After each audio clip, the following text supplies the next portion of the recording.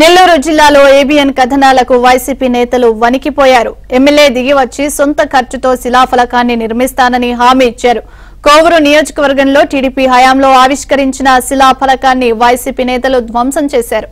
ఆ శకలాలను చెత్త కుప్పలో పారేశారు.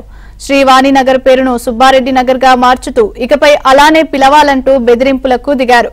గ్రామాల్లో ఒక్క అభివృద్ధి పని చేయని వైసీపీ ప్రభుత్వం ఎన్నికలు సమీపిస్తుండటంతో లబ్ధి పొందాలని దురాలోచనలు చేస్తున్నారంటూ పలువురు ఆరోపించారు. ఈ విషయాన్ని ఏబీఎన్ ఆంధ్రజ్యోతి ప్రసారం చేసింది. ఏబీఎన్ కథనంపై స్పందించిన కోవూరు వైసీపీ ఎమ్మెల్యే నల్లపరెడ్డి ప్రసన్నకుమార్ రెడ్డి తన సొంత ఖర్చుతో అదే ప్రాంతంలో అదే టీడీపీ నేతల పేర్లతో 2 రోజుల్లో శిలాఫలకం ఏర్పాటు చేస్తానని హామీ ఇచ్చారు. కోవూరు మండలంలో తెలుగుదేశం పార్టీ అధికారంలో ఉన్నప్పుడు ఒక శిలాఫలకం వేశారు. తెలుగుదేశం పార్టీకి సంబంధించిన వారు మాజీ మంత్రి నారాయణ గారు, ఆనాడు ఉన్నటువంటి మాజీ ఎమ్మెల్యే శ్రీనివాసరెడ్డి గారు ఆ స్టోన్ ఎవరో నిన్న పోతిరెడ్డిపాలెంలో పగలగొట్టారని చెప్పి తెలుగుదేశం పార్టీ నాయకులు పోలీస్ స్టేషన్ లో పోయి కంప్లైంట్ ఇచ్చారు. కోవూరు పోలీస్ స్టేషన్ లో మా పార్టీ నాయకులు కార్యకర్తలు అయితే అది చేసి ఉండరు.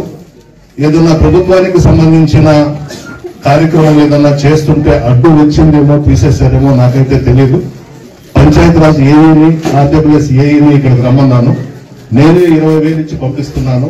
ఆ స్టోన్ మళ్ళా బిగించి ఎక్కడైతే ఉండిందో తీసేశారో ఆనాడు ఉన్నటువంటి పాలకుల నేమ్స్ తో ఈ రోజు రేపు లోపల వేయించేయమని చెప్తున్నాను. ఇది ఎవరికి కూడా కరెక్ట్ కాదు. మనము చేయకూడదు, తెలుగుదేశం పార్టీ వాళ్ళు చేయకూడదు. ఒక స్టోన్ బదలు కొట్టినంత మాత్రాన మన పార్టీ బలం పెరుగుతుందని అనుకుంటే అది కరెక్ట్ కాదు.